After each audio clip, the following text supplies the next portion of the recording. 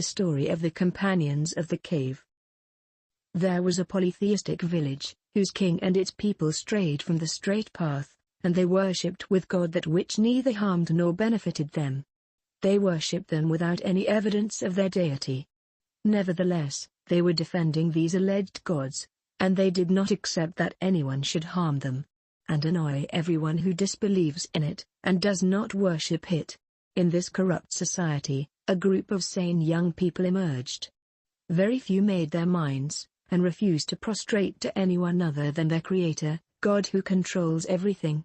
Young men believed in God, so He proved them and increased their guidance. The path of guidance inspired them. These young men were neither prophets nor messengers, and they did not have to bear what the messengers endured in calling their people. Rather, they were people of firm faith, so they denied their people associating themselves with God, and asked them to establish an argument for the existence of gods other than God. Then they decided to save their religion and themselves by migrating from the village to a safe place where they worship God. The village is corrupt, and its people are misguided. The boys decided to get out of the village, and head to an abandoned cave to be a haven for them. They went out with their dog from the wide city, to the narrow cave. A lonely cave. They forsook the comfortable beds and the spacious stones, and chose a dark, narrow cave. This is not surprising for the one whose heart is filled with faith. The believer sees the desert as a meadow if he feels that God is with him. And he sees the cave as a palace, if God chose the cave for him. These people did not go out of their village to seek worldly or money, but rather they went out for the pleasure of God. Any place where they can worship God and gain His approval will be better than the village from which they left. The boys lay in the cave, and their dog sat at the door of the cave guarding it. Here, a divine miracle occurred. The boys slept 309 years. During this period, the sun would rise to the right of their cave and set to the left, so its rays did not strike them at the beginning or the end of the day. And they were turning over in their sleep, so that their bodies would not be worn out. The one who looked at them felt terrified because they were asleep, but they were like those who were awake due to their frequent volatility. After these 300, God resurrected them. They awoke from their long slumber, but did not realize how much time had passed in their sleep. The effects of prolonged sleep visible on them. They asked, "How long did we take?" Some of them answered, "We stayed a day or part of a day." But they quickly passed the stage of surprise. The duration of sleep is not important. The important thing is that they woke up and they have to manage their affairs. So they took out the money that was with them, then asked one of them to go stealthily to the city, and to buy good food with this money, and then return to them gently so that no one would feel it. Perhaps the king's soldiers or the oppressors of the village will punish them if they know about them. They may choose between returning to shirk, or stoning to death. The believing man went out to the village, but it was not as he had promised. Places and faces have changed. Goods and money changed. I wonder how all this happened in one day and one night. Of course, it was not difficult for the villagers to discern this man's astonishment. It was not difficult for them to know that he was a stranger, from the clothes he wore and the money he carried. The city from which the youths left has been secured. The unjust king perished, and a good man came in his place. People rejoiced at these young believers. They were the first to believe in this village. They migrated from their village so as not to be tempted in their religion. And now they are back. It is the right of the people of the village joy. And they went to see them. And after the miracle was proven, the miracle of resurrecting the dead, and after the hearts of the people of the village were convinced of the ability of God Almighty to resurrect those who die, by seeing a realistic and tangible example before them, God took the souls of the boys. Every soul has a time, and it must die. The villagers disagreed. Some of them called for a building to be built on their cave, and some of them demanded to build a mosque, and the second group prevailed. We still don't know a lot about them. Were they before the time of Jesus, or were they after him? Did they believe in their Lord on their own, or did one of the disciples call them to believe? Were they in a town in the country of the Romans, or in Palestine? Was it 3, The fourth of whom was their dog, or 5?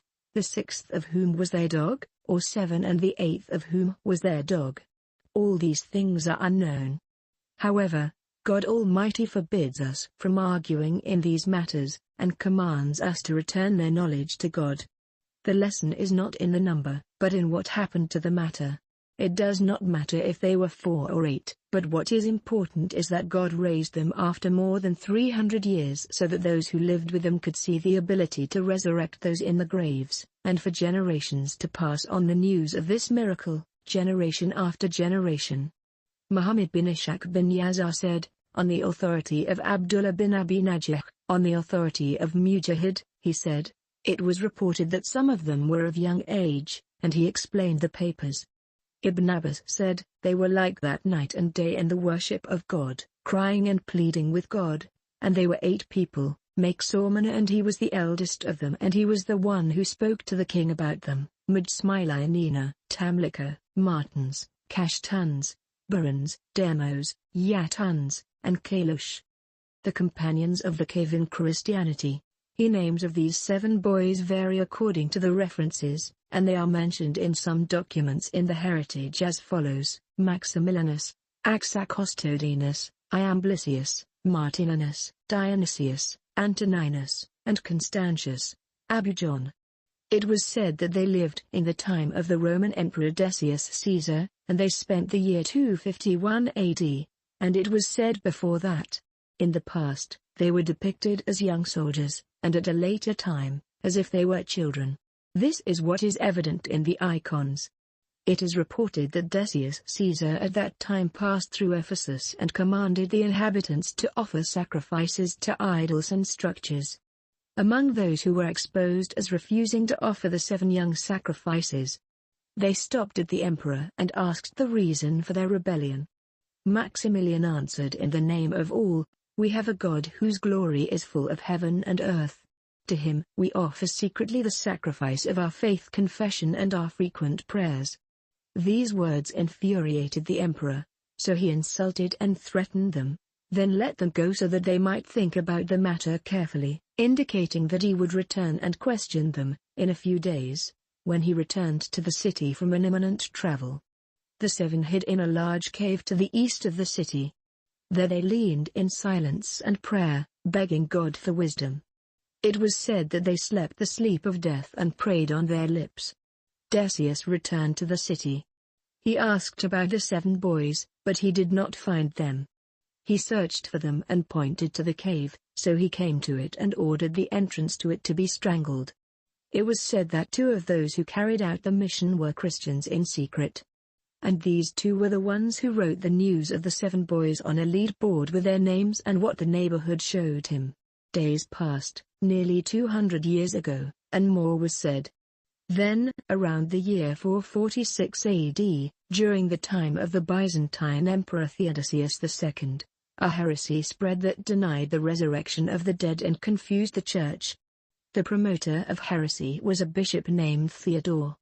At that time, by God's plan, the stones were removed from the entrance to the cave by the hand of a shepherd, the king of the cave.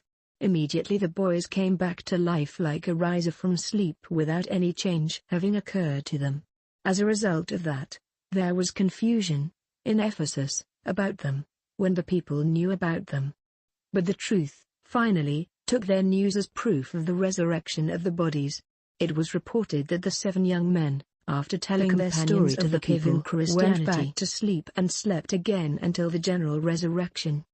There are those who compare the cave of these people with the cave in which Saint Mary Magdalene gave her last breath. It should be noted that the Islamic tradition echoed the news of the 7 boys in Ephesus, one of the greatest ancient Greek cities in Anatolia, and they are what the Muslims call the people of the cave. Maximilianus. Maximilianus is one of the characters of the cave people. It is said that he was the chief advisor to Dikianus and the husband of his daughter, and he was the leader of the march towards the cave after exposing the artificial gods that the Romans worshipped in front of Emperor Theodosius II, who asked him to prostrate to him, and some books and references say that the reason for Maximilian's belief in the one God and the Lord of all the apostles is an old man saved him from death when Maximilianus objected to the unjust tax collection operations that were led by the Romans in Philadelphia at that time, as the old man proved to Maximilianus after he established on his treatment the lordship of God Almighty and that he is one without partner through the original book of the Torah that he owned. That old man who descended upon Moses, may God bless him and grant him peace, as Maximilianus copied the Bible to keep it for himself. Some references say that a person named Julius, who is the commander of the army in the city of Philadelphia, the history of the city of Amman, was waiting evil for Maximilian because, according to Julius' description, he robbed Helen, who is Maximilian's wife, whom he wanted to marry, and that he was lurking evil by planting a Jewish spy called Azrael to watch Maximilian wherever he goes, as this Jew discovered the place that Maximilianus frequented to plead with his lord and call him through it, and it is the cave that Maximilianus and 6 of his assistants eventually resorted to.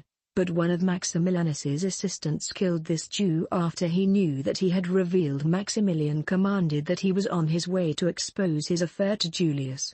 After Maximilian exposed the order of the artificial god that the Romans worshipped in front of Emperor Theodosius II, the emperor ordered the imprisonment and torture of Maximilian and the 6 officers who were with him and kill them if they did not turn from the monotheistic religion.